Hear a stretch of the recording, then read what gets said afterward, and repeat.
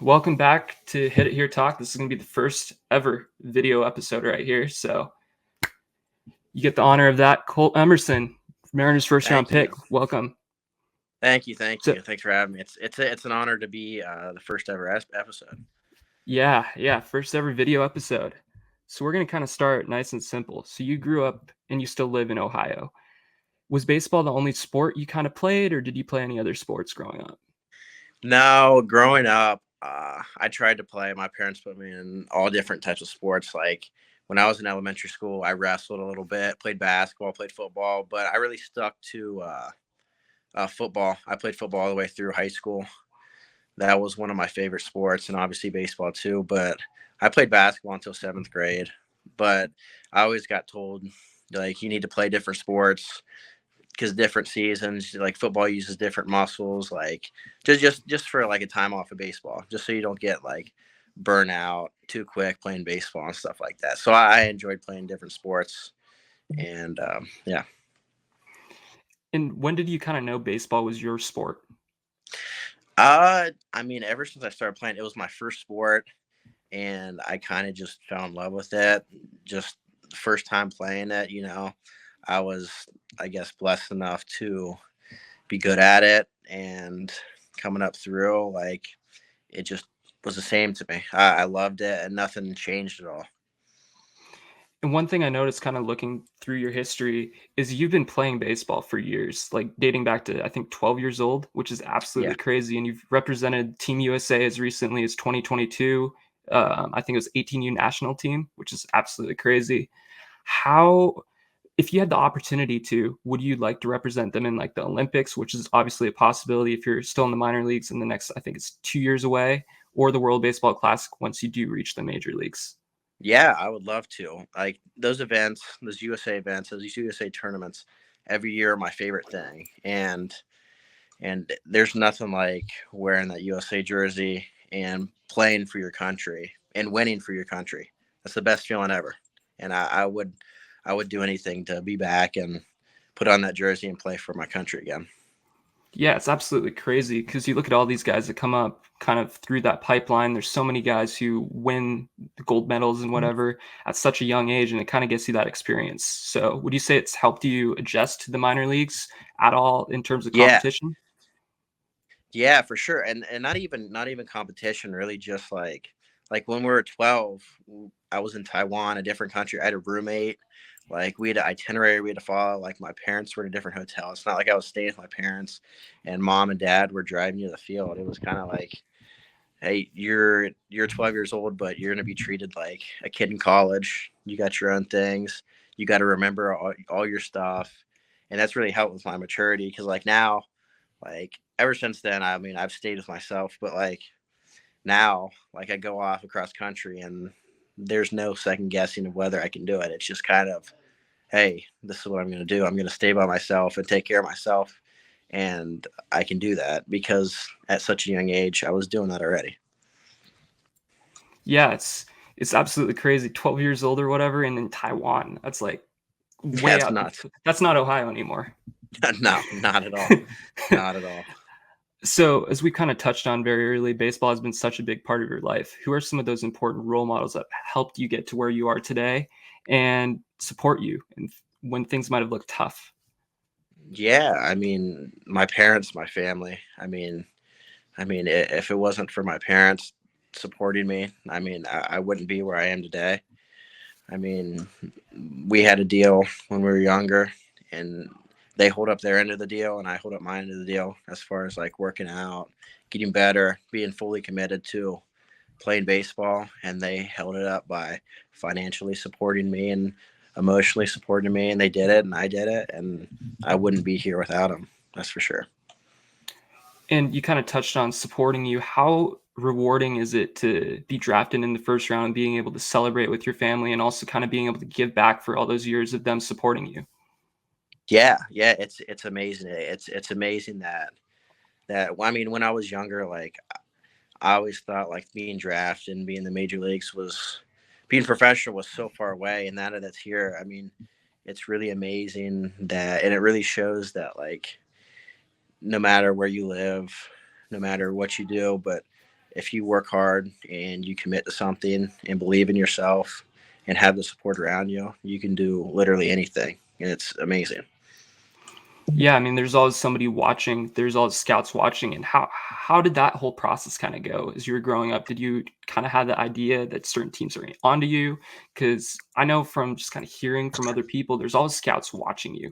There's always somebody out there who's writing down at a tournament, at a showcase or something like that. Yeah. I mean, I always played every day growing up like there was somebody watching you. I mean, because the one time you don't think somebody's watching you and you go and act out or you're not focused and you're not playing like how you should, then that's going to be the day that somebody's there watching. You're going to get crossed off the list. So every single day I came out and was focused and played like how I should. And luckily enough, the times that I did that, there were scouts there, college scouts, professional scouts, and it kind of just kept going that way.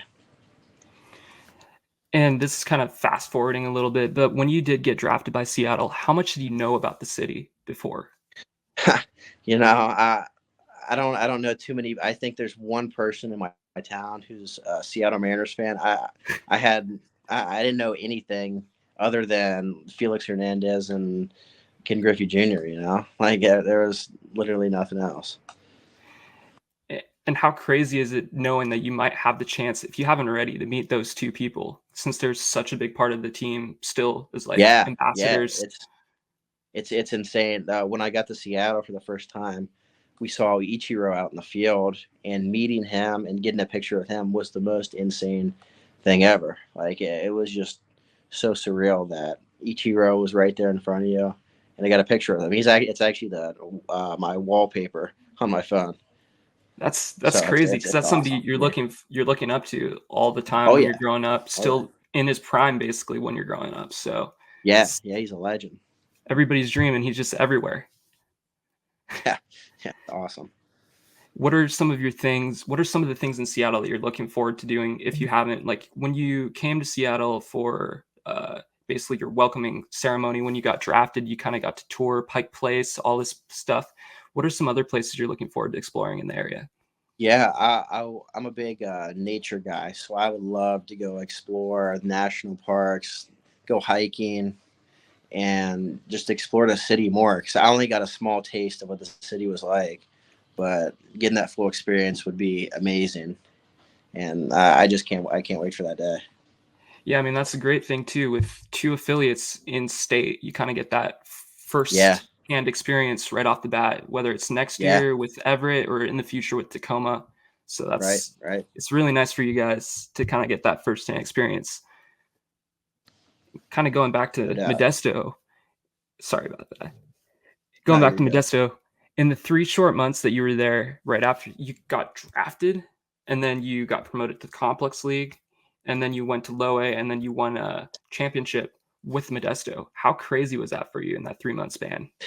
That's something you couldn't even like if you would have told me before the draft that hey you're gonna get drafted in the first round and then you're gonna ball out in rookie ball and then you're gonna get called up to single and you guys are gonna win the league championship, I would have been like you're crazy. But I mean it just kind of worked its way out. Like the system we got going in the Mariners and how everybody does what they do, like it shouldn't be surprising that that's what we did. I mean, everybody followed their plan, everybody followed what they do, and knew their identity, and that's just what happened. And I mean, rookie ball was amazing. Got called up single A, and then I've never been on a team where everybody was just amazing. Everybody was hot. Everybody was hitting the ball. Everybody was feeling the ball. All the pitchers were throwing strikes, getting guys out. It was crazy, and we just went on a heater and won and won and won and won. And I was like, wow, this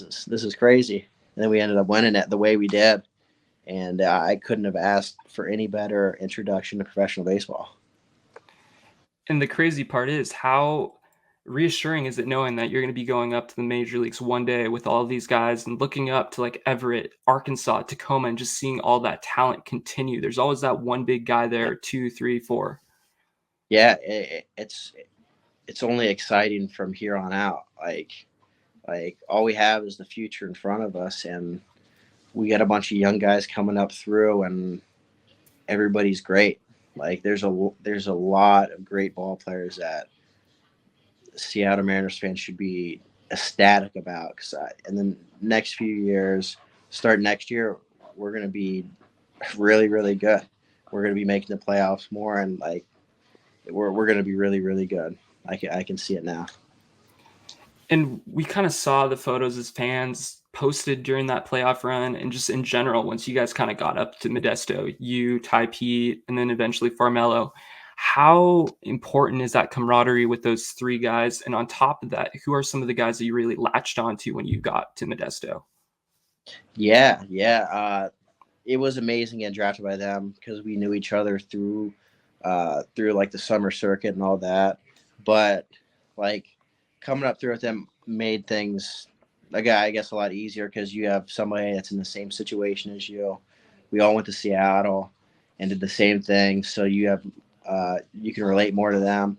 But like, I get to my locker and the person in the rookie ball league and in the clubhouse right across the locker is Lazaro Montez, and the first thing he says is "What's up, Poppy?" And I'm like, "Hey, you just call me Poppy?"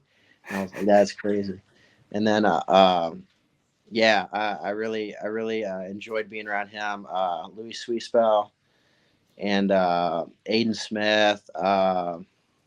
There's a lot of guys. All the guys like that got drafted this year and that I met, and all the guys on the nuts, like everybody is awesome. Like I could name every single guy, and I could tell you a memory that we've had, and it's just awesome. Everybody's so nice and everybody's so personable. It's great, you know. And kind of touching on that even more, not even just Ty P, Formello, and all those guys. How cool is it kind of going up the minor leagues and seeing guys that you've played against or played with on the other side? Because a lot of these guys that you've played with at high level tournaments, they were also drafted in the early rounds, and they're also ascending just like you. Yeah, it's super surreal that like when I was young and I'm seeing minor league games, major league games, and now I'm in the minor league and I'm playing these games, and some of my best friends are in the same position, and where it's just a normal thing. Like it's crazy that this is now a normality. It's nuts. Yeah, it's crazy. In your short time with the organization, is there a favorite jersey you've worn, or is there a jersey you're looking forward to wearing, either in the major leagues or in the other levels coming up, design wise? Uh, uh, I love the Travelers camo jerseys. Those are one of my favorites. I can't wait to wear the all blue Mariners jerseys. I forget what those are The called. Or teal the the City Connect jerseys. City Yeah, Connects, yeah. yeah. Those are sick. And I love the plain white, the all whites Mariners. Those are amazing. Did you ever get Yeah, a I'd chance to say that. wear? Yeah. Did you ever get a chance to wear? I know Modesto did a few Mariner nights where they wore Mariner jerseys. Did you ever get a chance to do that? Uh, yeah. Well, are you talking about the ones that say Modesto but they're Mariners Yeah, colors? yeah, Yeah. I wore those a few times. I'm sad I didn't get to wear the what is it, the Spanish Heritage yeah. jerseys. I think that's Copa, I believe. Copa. Copa. Yeah, I mean, I think they like auctioned off the jerseys before I got there, so which is unfortunate, but those I still think those are sweet. I think the hats, those are the best looking hats that we got. Yeah, yeah. It's definitely cool seeing all these different affiliates with all these different designs, throwbacks, all that stuff. Yeah, I love it. I love it. We kind of also touched on this earlier in terms of, is there anybody that you're looking forward to meeting? You mentioned Felix, and then you also met Ichiro, but is there anybody else that you haven't met that you're looking forward to meeting in big league spring training? Uh, when I went to Seattle, I met a lot of guys in the big league squad. I mean, I would love just like to be cool and just like talk to him and just like ask him questions and stuff like that. That's something I would really love to do. But guys only got a certain amount of time. But just to get those guys that I met just to get to know them better. The guys that I met already, that would be amazing. Are there any opposing players or opposing legends, like guys from Cleveland who are up there that you'd like to meet one day from Ohio in general?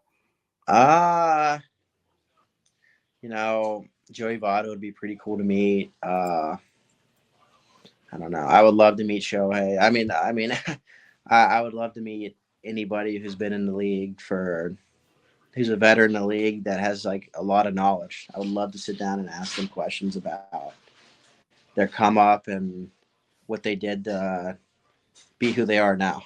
You know. If this is kind of following up on that question, if you could have dinner with three MLB legends, dead or alive, current or not current, who would they be and why? Ooh. I'd say Mickey Mantle, Derek Jeter, and Tony Gwynn. That's a good one. That would be awesome.